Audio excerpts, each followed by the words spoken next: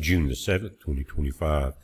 Guys, you're looking at an article this afternoon, and it's talking about the Russian and Ukrainian deal, and what it looks like is happening is Russia has set up a nightly campaign, a series of attacks, and what they're seeing is because of Lindsey Graham and the United Nations and NATO, all of that, Putin has decided he's just going to settle this once and for all.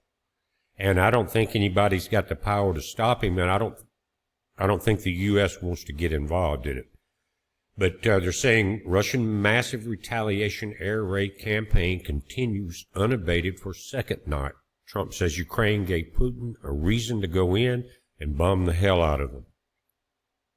And for second night in a row, Russian Federation forces pounded military targets in Kiev, Kharkov, and many other Ukrainian cities, in what many see as a retaliation for the Ukrainian terrorist attack on civilian trains in Bryansk and Kursk, and of course for the drone raid on the Russian strategic airfields.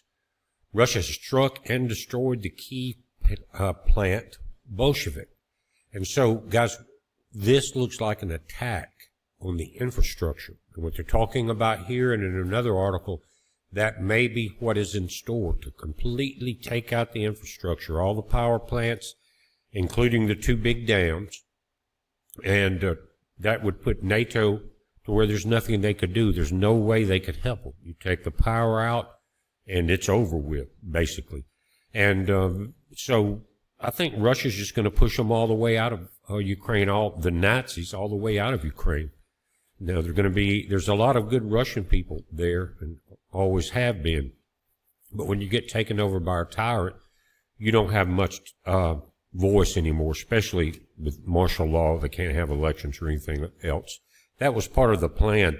But what we're seeing is really the dismantling of the U.S. deep state, and that's why I am on Russia's side.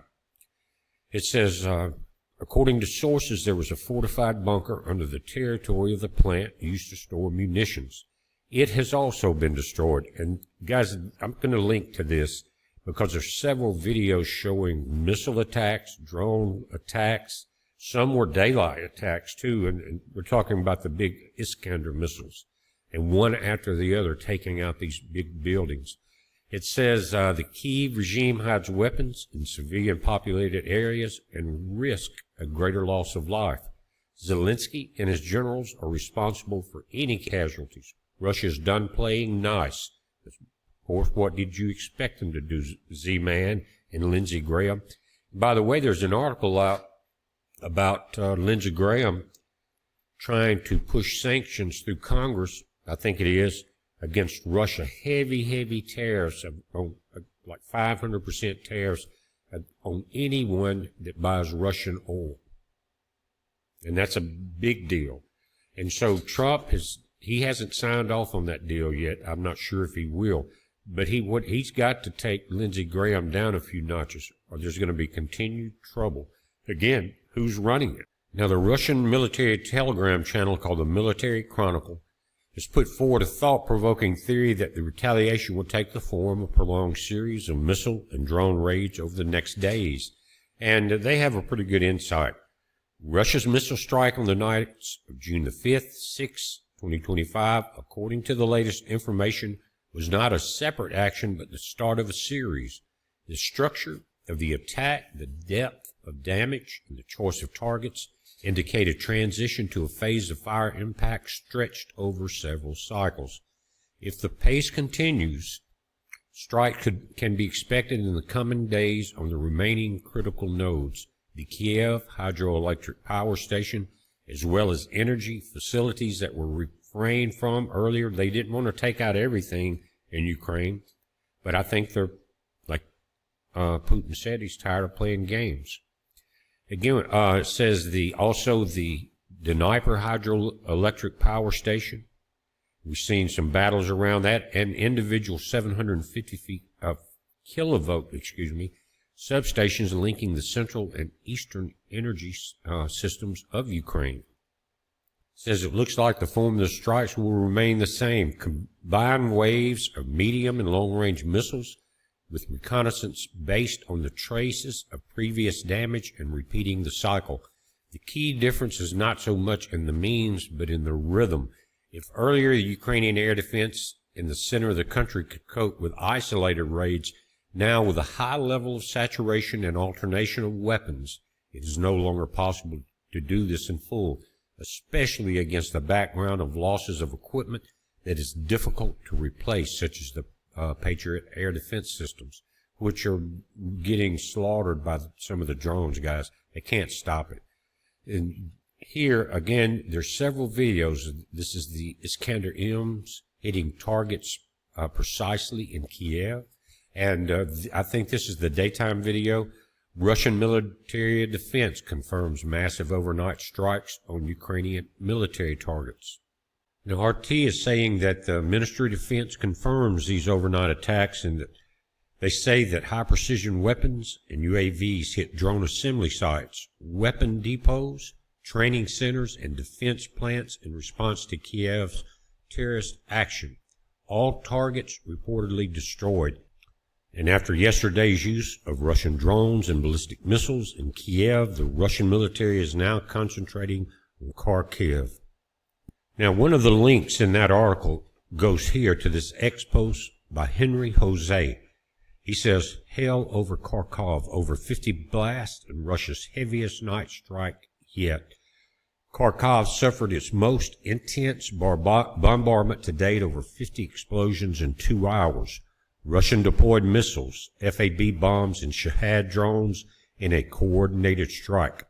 Major hits included 30-plus impacts on the Kumanar plant and a direct strike on a fuel depot near Masovsky metro station. Smoke is blanketing the city. A lot of videos that you can watch in this article I'm going to link to.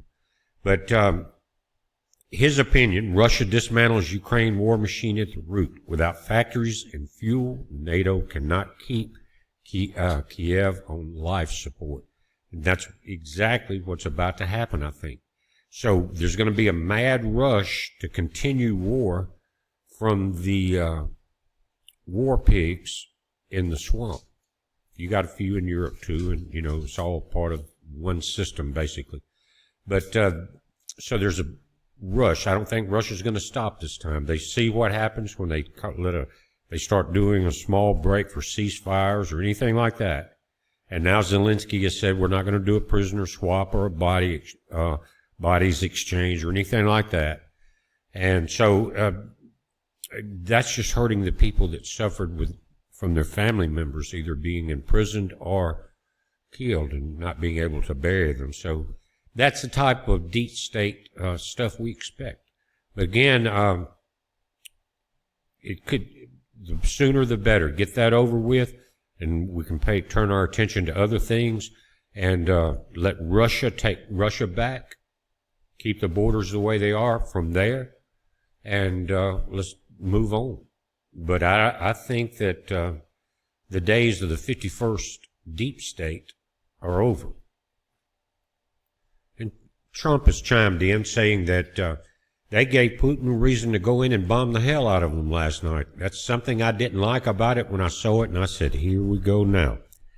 And then they're talking about that Kiev wanted to make a war crime out of this response that Russia is doing, but it didn't happen. Trump also expressed hope that the conflict will not devolve into a nuclear war.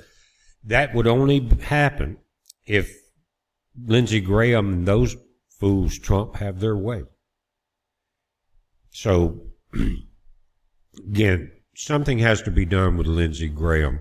He needs to be taken out of office, reprimanded, or imprisoned, or all of the above.